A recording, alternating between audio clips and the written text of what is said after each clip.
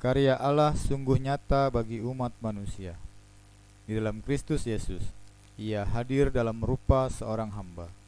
Ia taat dan setia, bahkan sampai mati.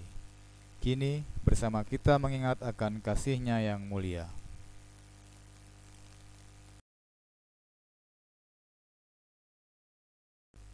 Karya Allah sungguh nyata bagi umat manusia. Di dalam Kristus Yesus, Ia telah bangkit mengalahkan maut. Ia adalah Tuhan yang hidup dan menang. Kini bersama kita mengingat akan kasih-Nya yang mulia. Hosiana, segala kemuliaan bagi Tuhan, kini dan sepanjang masa.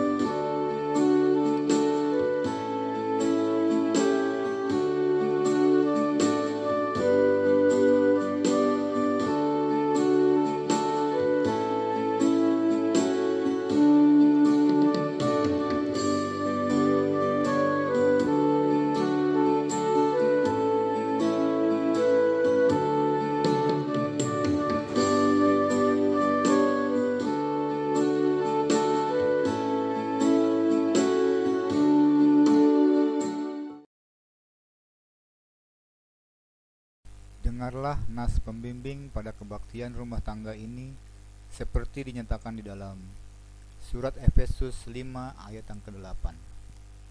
Memang dahulu kamu adalah kegelapan, tetapi sekarang kamu adalah terang di dalam Tuhan. Sebab itu, hiduplah sebagai anak-anak terang. Demikianlah sabda Tuhan.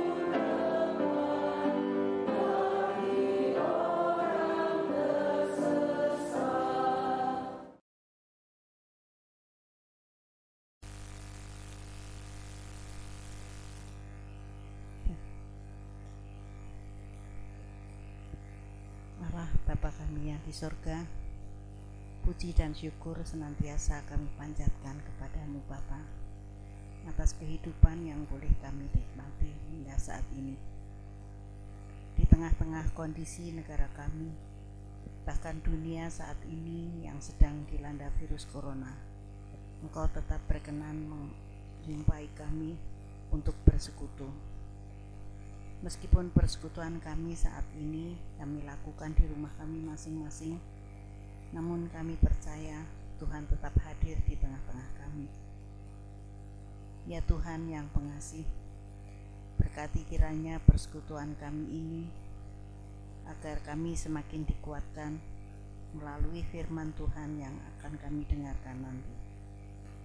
Berkati Bapak Pendeta yang akan menaburkan firman kebenaran bagi kami, agar apa yang disampaikannya seturut dengan kehendak-Mu. Ampuni Tuhan segala salah dan dosa kami, agar kami senantiasa layak datang kepadamu, terlebih menerima berkat-berkat-Mu. Dalam nama Tuhan Yesus Kristus, kami naikkan doa syukur kami. Amin.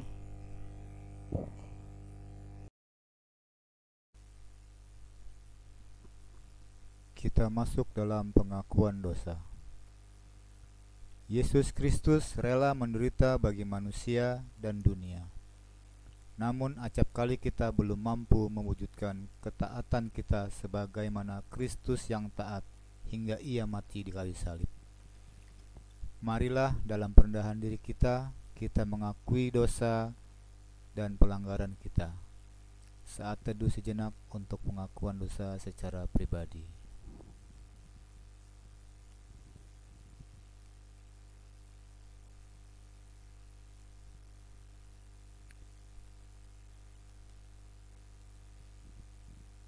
Ya Bapa, kami telah berdosa terhadap-Mu. Kami telah berdosa dalam pikiran, perkataan, dan perbuatan.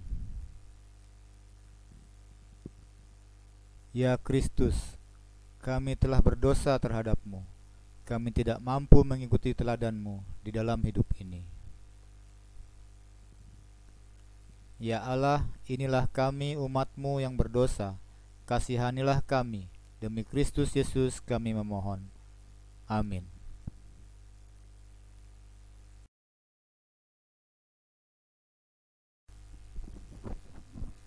Jemaat yang dikasihi Tuhan, marilah kita mendengarkan firman Tuhan yang berkenan mengampuni dosa-dosa, seperti yang tertulis di dalam 1 Petrus 2 ayat yang ke-24.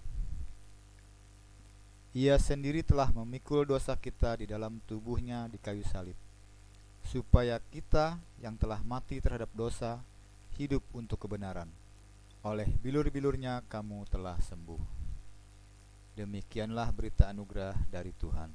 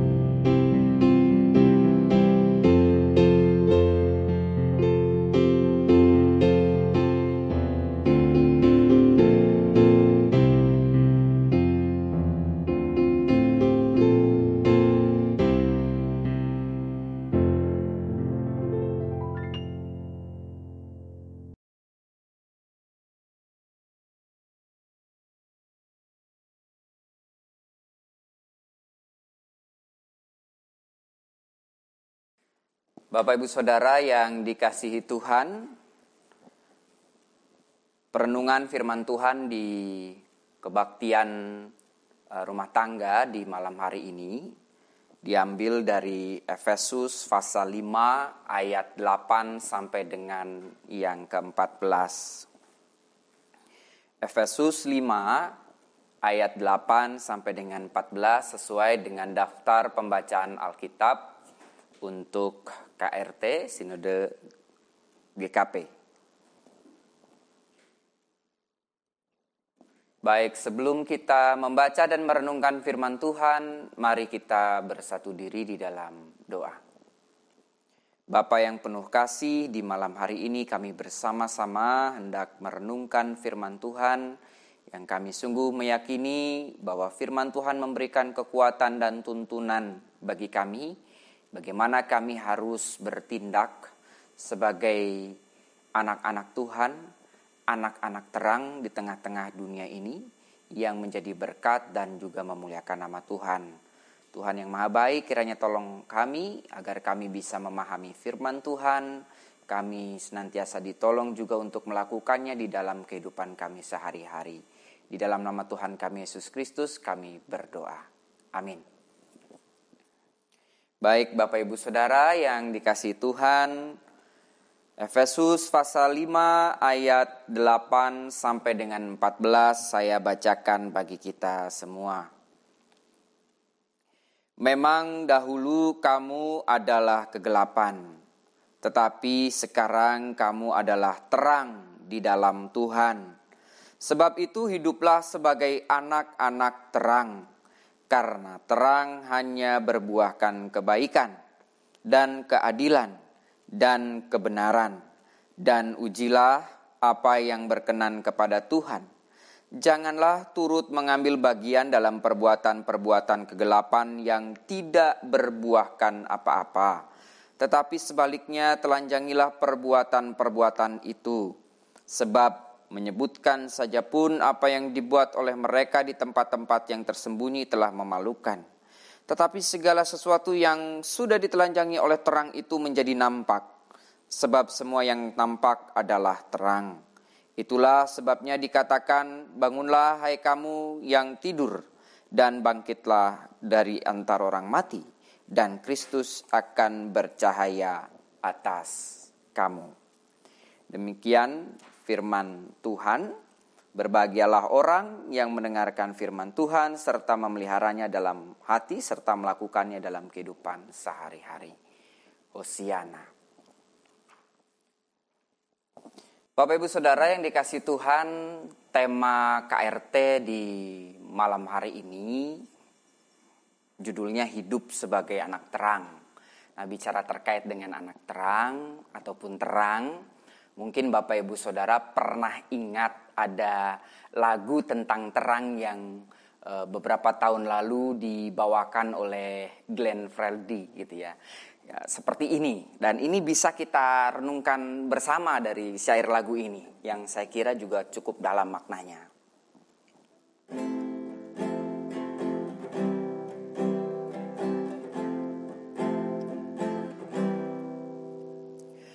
Jadilah terang, jangan di tempat yang terang. Jadilah terang di tempat yang gelap. Jadilah garam, jangan di tengah lautan. Jadilah harapan, jangan hanya berharap. Jadilah jawaban, jangan hanya ucapan. Jadilah jawaban, jangan tambahkan beban. Kedamaian yang kita inginkan hanya ada bila hati kita bersama.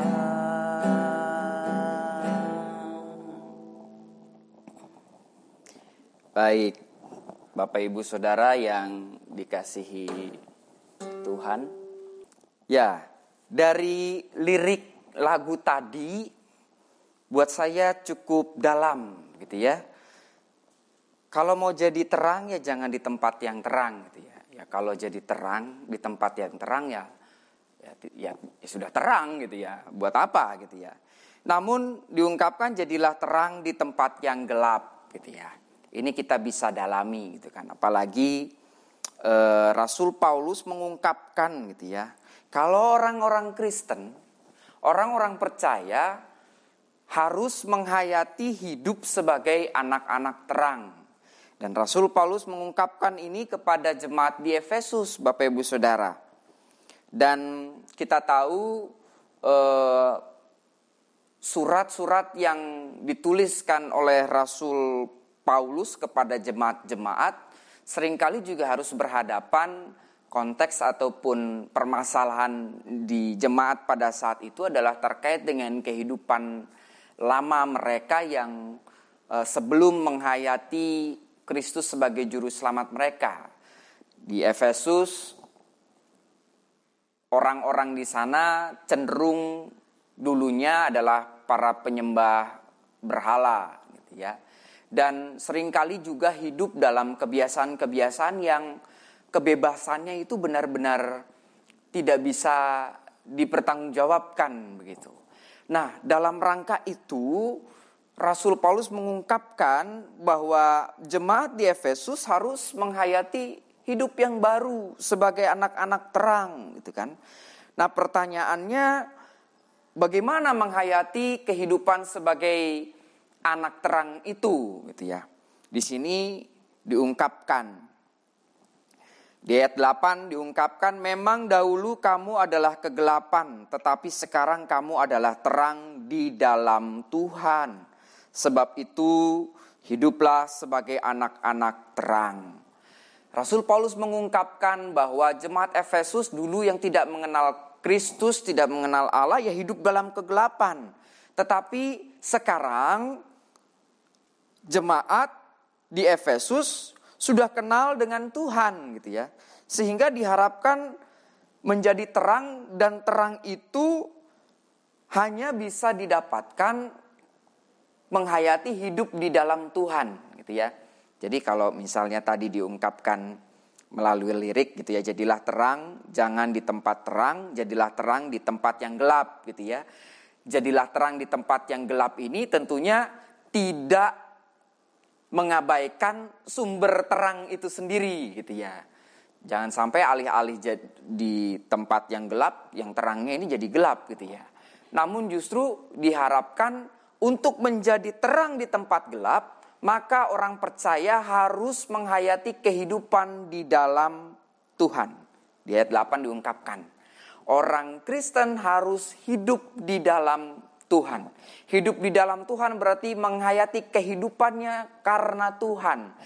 Pikiran, perkataan, tindakannya dituntun oleh Tuhan. Bukan kecenderungan egoisme pribadi, namun Tuhan yang bertahta di dalam kehidupannya. Tuhan yang menjadi tuan atas hidupnya, bukan dirinya sendiri ataupun orang lain. Sehingga menjadi penting di sini jemaat Efesus diajak untuk menghayati perubahan kehidupan untuk menjadi terang. Dan di sini terang itu ternyata juga berbuah. Kehidupan terang, kehidupan sebagai anak-anak terang itu ternyata punya ciri gitu ya. Dan cirinya adalah berbuah. Buah yang seperti apakah yang dimaksudkan oleh Rasul Paulus di sini? Di sini diungkapkan, karena terang hanya berbuahkan kebaikan dan keadilan dan kebenaran. Dan ujilah apa yang berkenan kepada Tuhan. Itu di ayat yang ke-9 dan yang ke-10. Jadi buahnya apa hidup dalam terang itu? Kebaikan, keadilan, dan kebenaran. Yang tentunya semuanya itu dirangkaikan dan bersumber pada sumber terang itu sendiri, yaitu Kristus.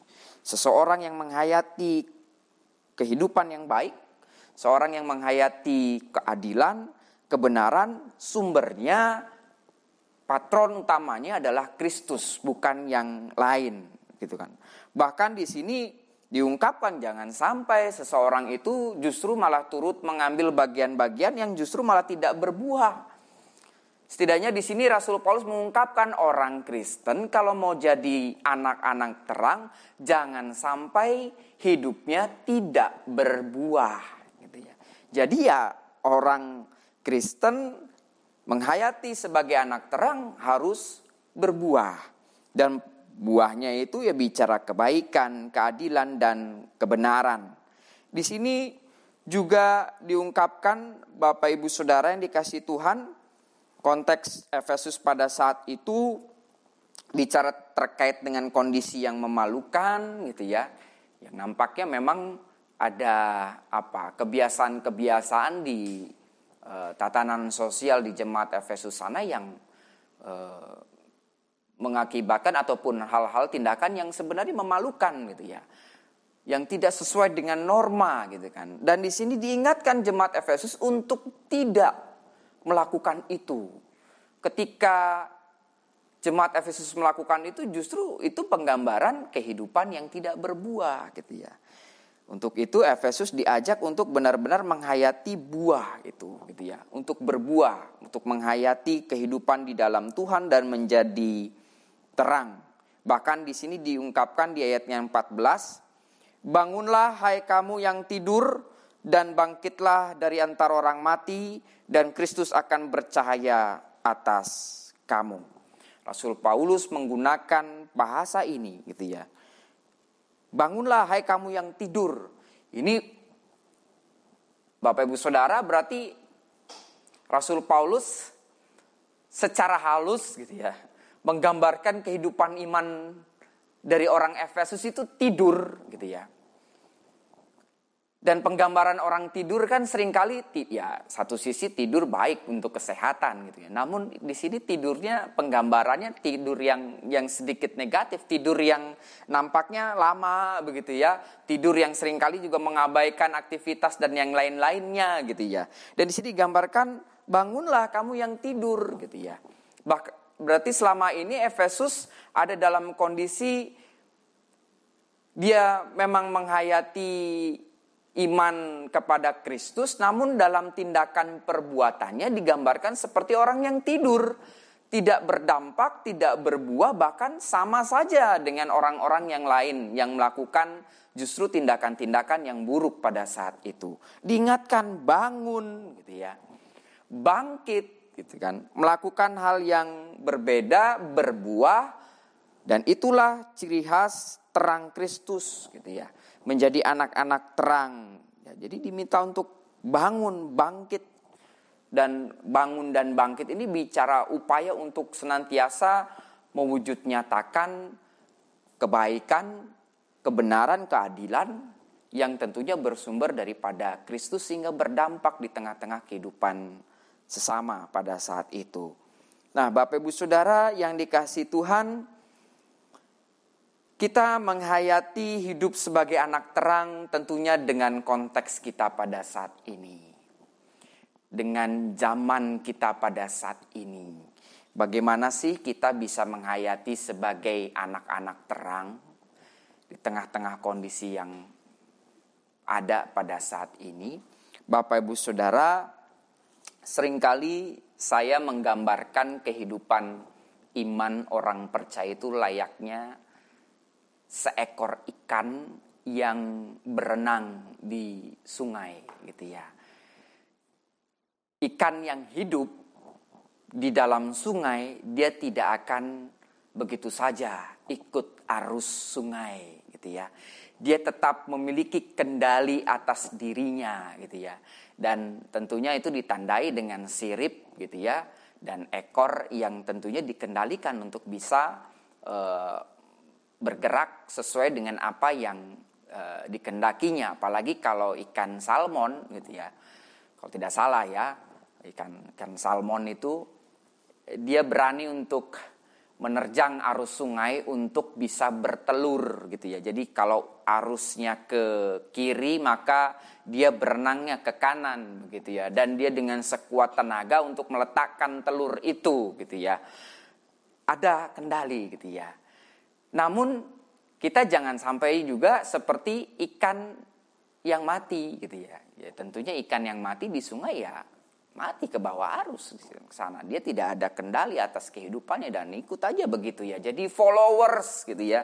Ini yang sering kali diungkapkan ya. Orang Kristen jangan cenderung hanya jadi followers gitu ya.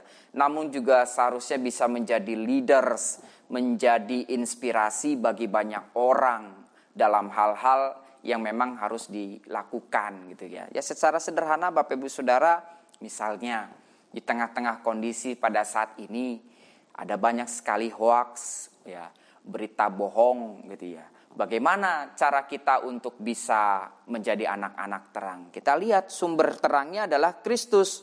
Maka Kristus itu diam di dalam hidup kita yang memampukan kita untuk senantiasa ini tadi berbuahkan kebaikan gitu ya.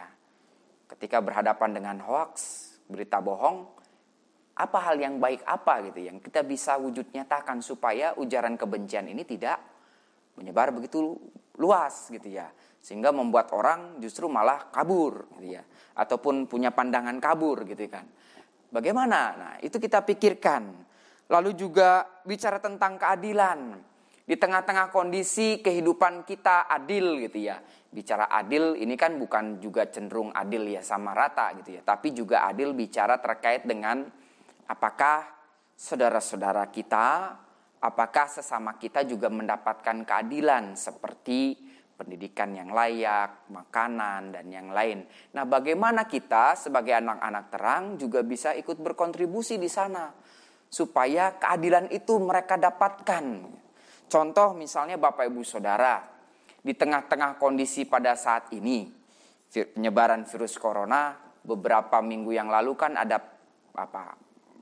pembelian, atau sebutannya panic buying gitu ya, pembelian barang-barang sembako dengan tidak melihat kondisi yang ada. Ketika itu terjadi maka sebenarnya ketidakadilan terjadi gitu ya.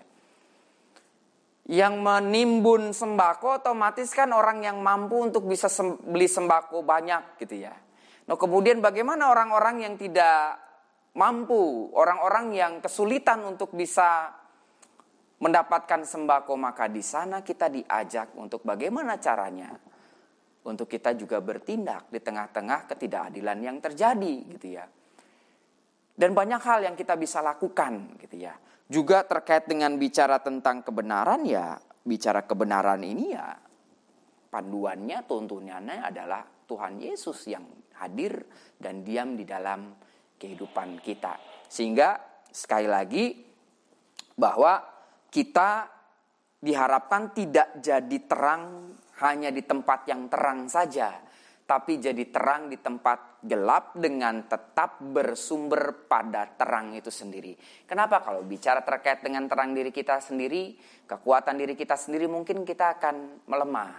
Terang kita akan redup. Tapi ketika di sini kita hayati di ayat yang ke-8, kamu adalah terang di dalam Tuhan. Maka kita perlu menghayati hidup kita apakah di dalam Tuhan atau tidak. Hidup kita apakah berakar kuat pada Kristus atau tidak. Maka di situ refleksi kita untuk benar-benar menghayati Kristus yang hadir dalam hidup kita. Sehingga berakar kuat, kita berakar kuat dalam Kristus. Dan kita hidupnya memancarkan terang bagi sesama dan berbuah. Berdampak bagi banyak orang. Dimulai dari diri kita masing-masing, keluarga, bahkan persekutuan. Dan kita diajak juga untuk menjawab harapan, pergumulan yang terjadi di kehidupan kita pada saat ini. Jadilah terang. Tuhan Yesus memberkati kita semua. Amin. Baik Bapak Ibu Saudara yang dikasihi Tuhan, kita akan bersama-sama menaikkan doa syafaat. Mari kita bersatu diri di dalam doa. Tuhan, seringkali kami redup dengan berbagai macam tantangan dan pergumulan yang ada. Seringkali terang kami berkurang dengan pergumulan yang kami hadapi. Namun kami diingatkan kembali dan diteguhkan melalui firman Tuhan bahwa hidup kami akan senantiasa tetap bersinar terang ketika kami menghayati Kristus yang hidup di dalam kehidupan kami dan kami hidup di dalam Kristus. Hidup kami berakar kuat pada Kristus sehingga kami diberikan terus-menerus energi untuk terus memancarkan terang Kristus di tengah kehidupan kami, melalui perbuatan kami, melalui pemikiran-pemikiran kami dan juga perkataan kami. Tuntun kami, ya Bapa, dimanapun kami berada, kami bisa menghayati diri sebagai terang, sebagai jawaban, sebagai pengharapan, menghasilkan buah-buah yang berdampak, bermanfaat bagi banyak orang dan memuliakan nama Tuhan. Tuntun kami, ya Bapa, sehingga firman Tuhan yang kami dengarkan bisa kami lakukan dalam kehidupan kami sehari-hari. Allah yang maha baik, kami hendak mendoakan setiap keluarga di setiap wilayah yang pada saat ini bersama-sama menghayati kebaktian di rumah masing-masing. Tuhan yang memberkati dan menyertai setiap keluarga. Tuhan melindungi, menyertai, memberkati dengan berbagai macam pergumulan yang dihadapi. Mampukan para keluarga ini memiliki hikmat untuk senantiasa tetap membuahkan kebaikan di tengah-tengah kehidupan yang ada. Tuhan menyertai, Tuhan menjamah, memberkati saudara kami yang dalam kondisi sakit. Tuhan yang memulihkan mereka dan memberikan pengharapan dalam kehidupan mereka. Begitu pula dengan kehidupan kami sebagai bagian dari persekutuan. Tuntun kami agar kami bisa saling mendoakan satu dengan yang lain. Walaupun untuk sementara waktu kami tidak bisa bertemu dalam kegiatan bersama di gedung gereja, namun kami disatukan melalui doa. Kami disatukan melalui Roh Kudus yang hadir dalam setiap kami untuk kami bersama-sama saling mendoakan satu dengan yang lain. Terlebih terkait dengan penyebaran virus corona yang terus hadir ataupun juga mengakibatkan jatuhnya korban jiwa ataupun pasien-pasien yang dirawat. Tuhan yang kiranya juga senantiasa memberkati kami semua, bangsa dan negara ini, para pemerintah yang tentunya juga berjerih lelah untuk terus mengupayakan yang terbaik, bahkan dokter, suster, paramedik yang senantiasa hadir untuk memberikan perawatan, penanganan yang terbaik. Tuhan yang senantiasa memberkati agar segala upaya yang dilakukan bisa berdampak baik bagi pemulihan bangsa dan negara kami. Terima kasih ya Bapa, dan seluruh doa ini baik yang terungkapkan ataupun tidak terungkapkan, kami berserah diri kepada Tuhan. Dan kami akan bersama-sama berdoa seturut dengan doa yang Tuhan Yesus ajarkan kepada kami. Bapa kami yang di surga, dikuduskanlah namamu, datanglah kerajaan-Mu, jadilah kehendak-Mu di bumi seperti di surga. Berikanlah kami pada hari ini makanan kami yang secukupnya, dan ampunilah kami akan kesalahan kami, seperti kami juga mengampuni orang yang bersalah kepada kami. Dan jangan membawa kami ke dalam pencobaan, tetapi lepaskanlah kami dari perbuatan jahat. Karena Engkau yang punya kerajaan dan kuasa dan kemuliaan sampai selama-lamanya. Amin.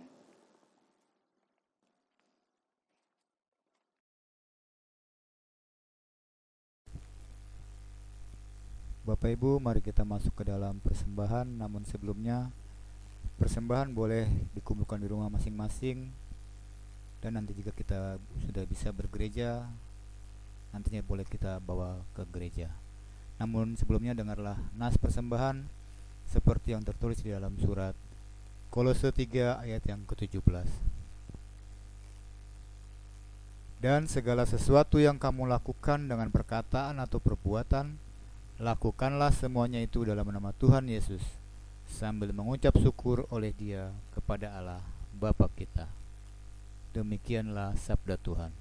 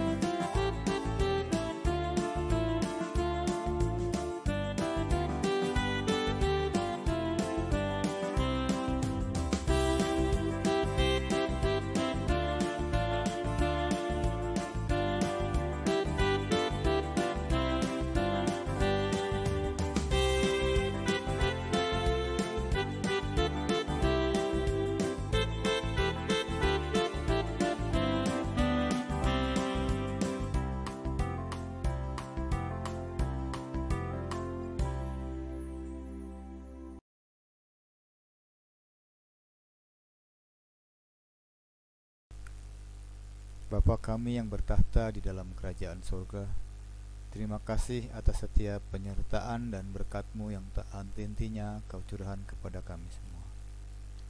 Bapa, terima kasih atas firman yang boleh kami dengar Bapa. Biarlah firman-Mu ini dapat menjadi terang bagi kehidupan kami dan dapat menjadi terang bagi setiap langkah kami. Bapa, kiranya Engkau berkati persembahan yang sudah boleh kami kumpulkan Bapa. Biarlah Engkau berkenan menerimanya. Inilah doa kami Bapa. Terima kasih Bapa. Haleluya. Amin.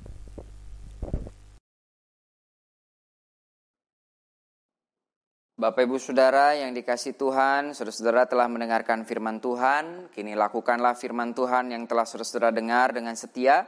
Hiduplah dengan saleh dan benar dan jadilah saksi bagi Kristus Tuhan kita. Kita memuji Kidung Jemaat 436, Lawanlah Godaan.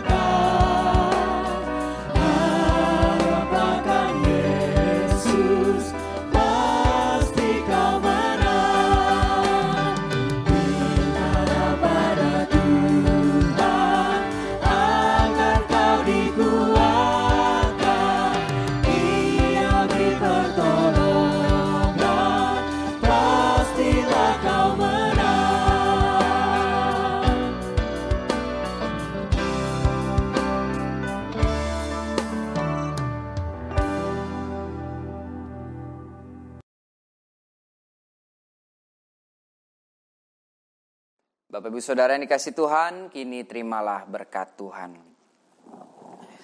Kasih karunia dari Allah Bapa, damai sejahtera dari Tuhan Yesus Kristus, dan persekutuan oleh Roh Kudus kiranya menyertai kita dari sekarang sampai selama-lamanya. Hosiana. Amin.